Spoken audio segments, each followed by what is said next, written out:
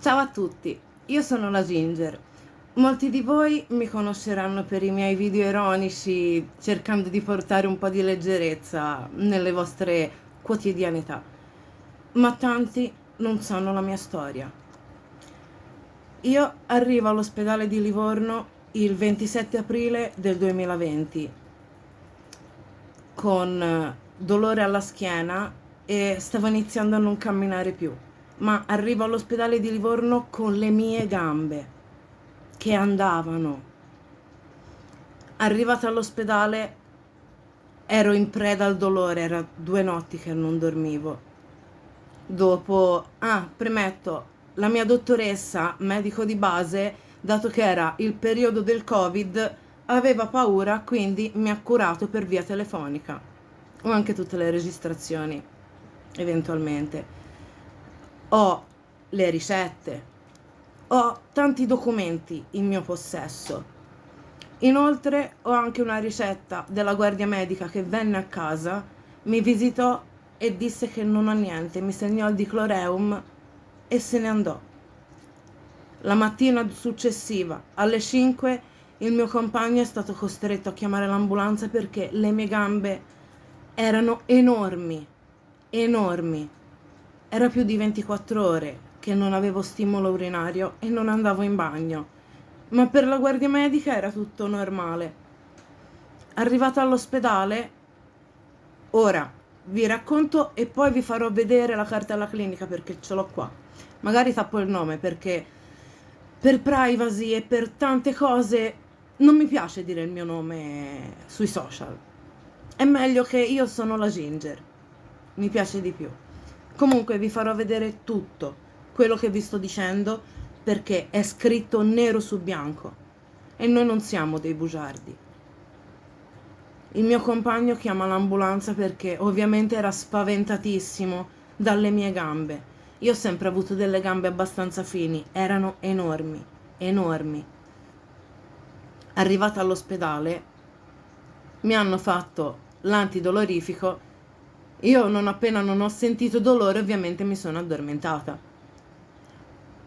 Prima che ti danno l'antidolorifico, come sapete bene, gli racconti la tua anamnesi. L'anamnesi è quello che ti è successo che poi ti ha portato al pronto soccorso. Dunque, gli ho spiegato, ho iniziato con un dolore alla gamba, si è protratto al ginocchio e dopo è arrivato alla schiena, nella zona lombare. Da questo non sono più andata in bagno. Le mie gambe si sono iniziate a gonfiarsi fino a poi fermarsi, ma all'ospedale le mie gambe si muovevano. Testimoni tutte le persone che sono qua nel circondario. Ora a me mi viene da piangere e odio queste cose qui, non mi piace piangere in diretta. Comunque, mi hanno lasciato in sala di attesa ore e ore e ore. Mi hanno operato la sera del giorno dopo. Il neurochirurgo, non so se posso dire il nome, ma c'è anche, ovviamente vi dovrò tappare i nomi dei fogli che vi andrò a mostrare. Il neurochirurgo ha detto al mio compagno se me la portavano entro 24 ore lei ritornava a camminare. Ora il recupero è pressoché zero. Ora, io anche tramite non sono brava a fare queste cose, mi sto impappinando a bestia, lo odio. Io sono quella che vi va a portare il sorriso, no a portarvi la tristezza. Ma ho bisogno di aiuto, non sappiamo più cosa fare. Nessuno ci sta cacando. I servizi sociali ci hanno abbandonato. Il mio compagno andrà a perdere il lavoro perché ha usato i congedi straordinari. È 2 anni che è a casa, ovviamente il datore di lavoro ora ce l'ha qui.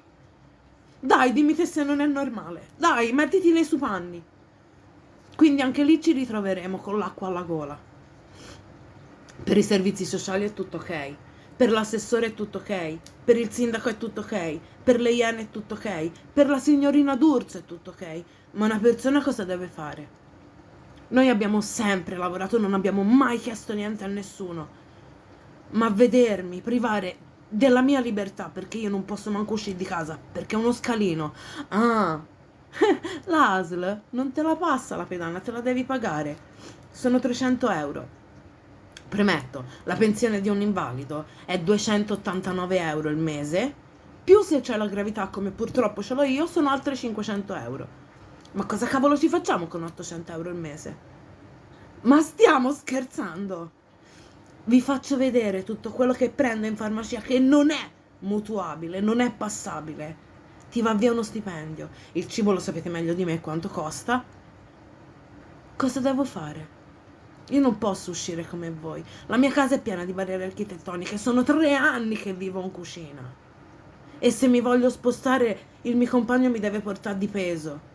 Ora c'è di nuovo l'infiammazione al nervo sciatico perché non peso netto, sto dimagrendo, quindi non cercate di fare cattivi anche in quello perché da 115 kg che ero sono 90, quindi cercate di essere clementi per favore, dato che la situazione è già pesante in sé.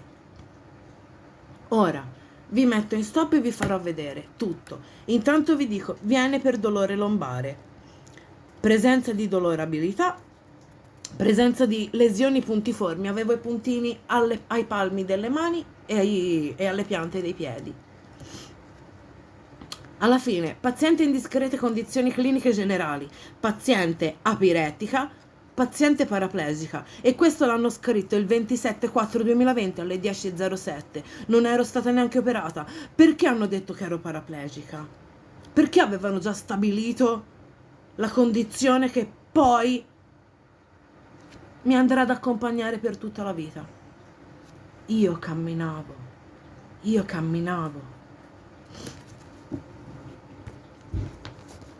Altre.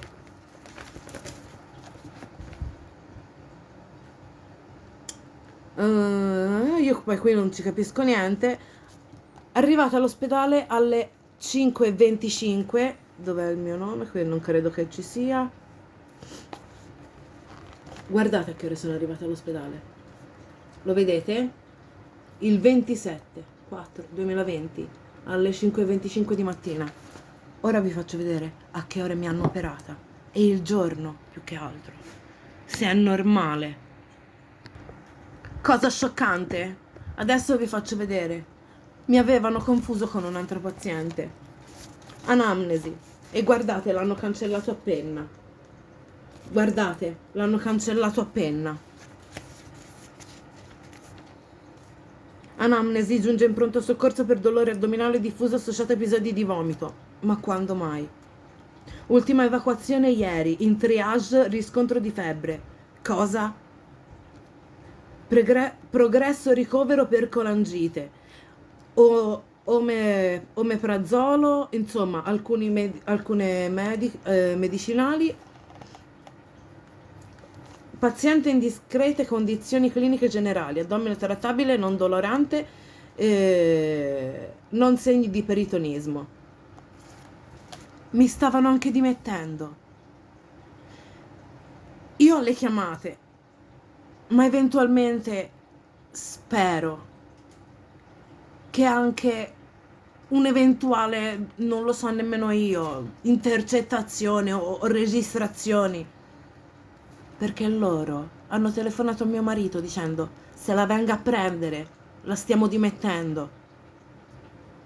Scusi, mi sta dimettendo? Io non cammino. Sì, le diamo noi la carrozzella. No, allora non ci siamo capiti. State scherzando veramente? Rimetto in pausa e vi vado a far vedere quando mi hanno operato.